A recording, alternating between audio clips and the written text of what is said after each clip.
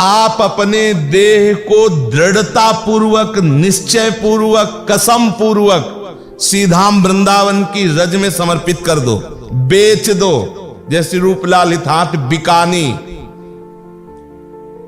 अनुकूलता सुविधा इनका यहां कहीं प्रश्न नहीं है। हमने अपने शरीर को वृंदावन के भूमि में समर्पित कर दिया, और ऐसा नहीं फिसड्डू नहीं, सुदृढ़। बोले देहस्यास्य समर्पणेन सुदृढ़, दृढ़ता पूर्वक। खंड खंड होए जाए तन, अंग अंग सतटूक। पूज्य श्री श्रीधर बाबा ने घटना बताई कि कालीदह में जगदीश बाबा के आश्रम में, बाबा के समय की बात, बाबा उस समय जवान थे और वो संत वृद्ध थे जिनकी घटना की बात।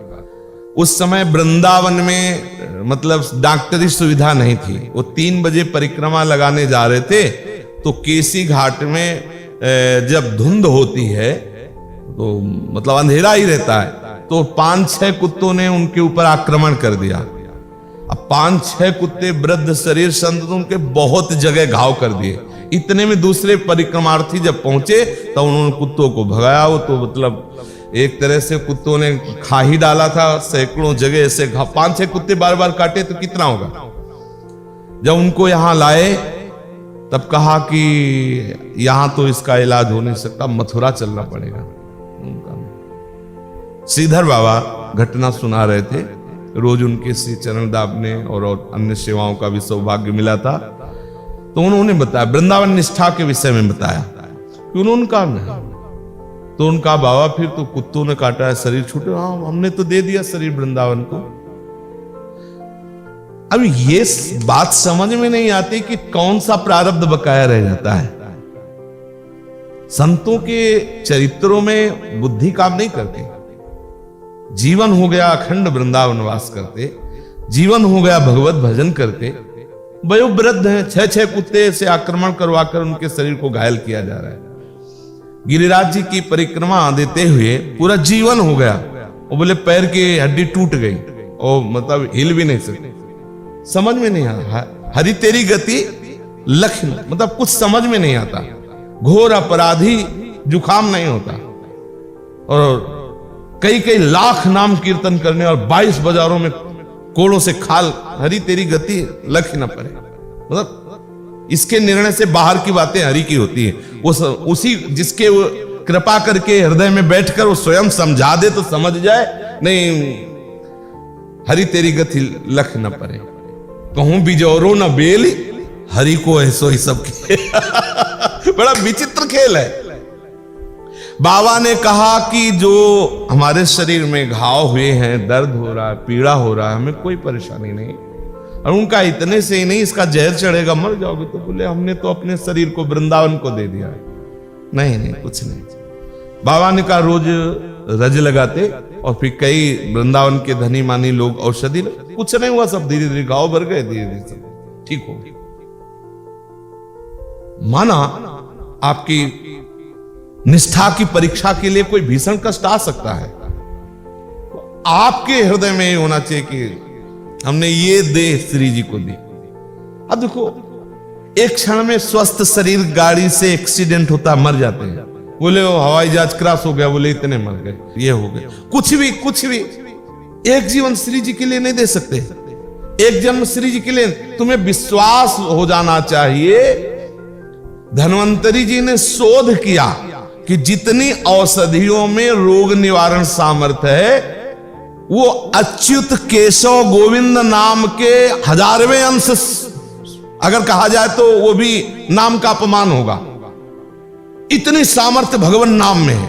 मतलब समझिए आप कि जितनी औषधियों में रोग निवारण सामर्थ्य हमारे प्रभु से आई है, और प्रभु जिनके अधीन है वो हमारी लाडली जू है, और लाडली जू के निज महल को शरीर दे दिया है। नष्ट ही तो होगा, विनाशी है तो नष्ट ही तो होगा, अमर थोड़ी हो जाओगे। आज नहीं तो कल नहीं तो परसों जाना ही है, चाहे जितने स्वस्थ हो जाने। बड़े बड़े परमहंस चले गए, अपने लोगों को क्या। एक बार निश्चय करो, देहस्यास्य समर्पणेन सुदृढ़। देह को, यहां मन की बात नहीं कह रहे, जैसे ज्ञान विज्ञान बघारने वाले अपने लोग कभी कभी कह देते हैं, अरे भाई शरीर कहीं भी है, मन प्रियालाल में है। तो प्रबोधानंद जी मना कर रहे हैं, स्पष्ट कह रहे हैं, श्री कृष्ण प्रेम में उन्मत्त होकर बाहर नहीं रहना चाहता। अगम्यागमन करके वृंदावन में रहना मेरे लिए सौभाग्य होगा। मतलब आप वृंदावन की महिमा को समझिए। वृंदावन की खास महिमा क्या है? बोले देहस्यास्य समर्पणेन सुदृढ़।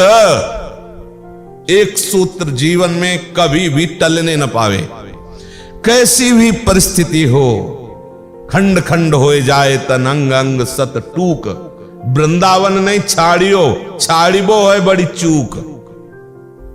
नहीं सो माता पिता ने मित्र पुत्र को नाहि, वृंदावन के बसत ही जो अंतर करे माए।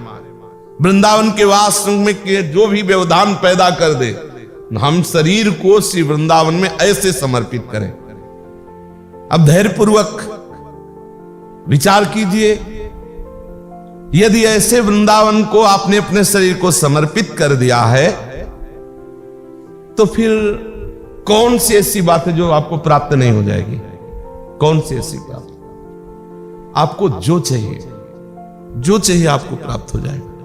वृंदावन भरण पोषण कर रहा है, वास दिए हुए, अपना परिकर दिए हुए है। वृंदावन ही तो दिए हुए ना। अगर शरीर में रोग है तो औषधि दिए हुए, उनकी गरज है, बार बार वैसे होता फिर उठा खड़ा कर देते, फिर ऐसे। तुम्हारी मर्जी, तुम्हारा नौकर है, करवाना है तो आप इसको बल दीजिए, नहीं करवाना तो हम आपके हैं, सिर्फ आपके हैं, आप जैसा चाहो। दृढ़ निश्चय कर लो, कोई भी रोग, कोई भी बात इतनी जोर की नहीं है कि वो वृंदावन के ऊपर हावी हो जाए। वृंदावन से बढ़कर कुछ नहीं है। बहुत बड़ा डॉक्टर भी है वृंदावन, विश्वास कर लो। अगर औषधि निमित्त बनानी है ना, तो छोटी हर्रे से काम चल जाएगा। और अगर नहीं, आप कहीं भी जाओ, दृढ़ निश्चय करना होगा। एक बार मृत्यु का वरण करके शरीर को अर्पित करना होगा। मैं मृत्यु का वरण करता हूं, अर्थात मराज से अपने जीवन को वृंदावन को दे दिया। उसकी परिस्थिति, मान लो हम बेसुध हैं, हमें कोई उठा के कहीं ले, हमने तो अपने जीवन को दे दिया वृंदावन को। हमारी ना इच्छा है ना हमारी कोई राय है इस विषय में। अब वृंदावन क्या करता है? वृंदावन जाने बोले वो ऐसा, हमें उससे मतलब नहीं है, उसके निर्णय से मेरे को क्या मतलब है? मेरे निर्णय से बात है। सुदृढ़ता पूर्वक वृंदावन के सिवा मेरा कोई नहीं है। अपने जीवन को वृंदावन को दिया। अब वृंदावन और वृंदावन का निजी परिकर क्या करता है, उस पर हमारा प्रश्न नहीं है। मानो अभी आपकी ऐसी हालत है, तुरंत ले चलो इसको अमुक जगह, ऐसा ऐसा ऐसा। आपकी कोई इच्छा नहीं, आपके अंदर कोई चाह नहीं, वो आप वृंदावन के ही समर्पण में है। वो आगे का काम वृंदावन अपने परिकर से कर रहा है। तो बोले प्रेमा समास्थीयताम। तो जे ही आप शरीर सुदृढ़ता पूर्वक वृंदावन को अर्पित कर दिए, तो आप कह दे कि मैंने वो तो आज समर्पित कर दिया। ऐसा नहीं। अब आपकी सालाना छमाही परीक्षाएं होंगी कि सुख दुख के अवसर आएंगे, कुछ सुख के ऐसे प्रलोभन आएंगे और कुछ दुख के ऐसे प्रलोभन आएंगे, भयावह दुखद बातें आएंगी। दोनों में यदि आप सम है, तो फिर कह रहे हैं श्रीपाद कि प्रेमा समास्थीयताम, फिर दृढ़ता पूर्वक प्रेम की स्थापना वृंदावन कर देगा। राधा जानि रूपास्यताम स्थिर चरो प्राणी संतोष्यताम। अब वृंदावन में रहना कैसे है? श्रीपाद प्रबोधानंद जी इस तीसरी पंक्ति में कह रहे कि पहले आप ये समझ लीजिए कि इस महल में जो भी रह रहे हैं वो सब किशोरी जी के निज जन है, निज जन। बैठा लो इस बात में। वो दुष्ट है, वो नीच है, वो पापी है, वो ऐसा है, वो ऐसा है। अपना पत्ता साफ करोगे यदि ऐसा सोचोगे। श्रीपाद आदेश कर रहे हैं राधा जान रूपास्यताम। ये आप जानिए कि किशोरी किशोर जू के ये कृपा पात्र जन है इस धाम में। बोले सिगरेट पीते जा रहा है, कृपा पात्र है। हाँ, वो महान कृपा पात्र है, हमारी लाडली का दुलारा है। अभी आप बड़े हृदय की बात नहीं जानते हो। बड़े हृदय अपने लोग बहुत निम्न हृदय के हैं ना, और वो अपने हृदय को हम देख नहीं रहे इसलिए बाहर देख रहे। अगर अपने हृदय को देखे कि मुझ जैसे को भी, तो वो तो बहुत ही पीला वेश है, भगवद आश्रय है, वैराग्य की छाप है। फिर भी हमारी सोच क्या है, हमारा चिंतन क्या है? जब मुझे, तो वो तो उधर देखने की इच्छा नहीं होगी। जब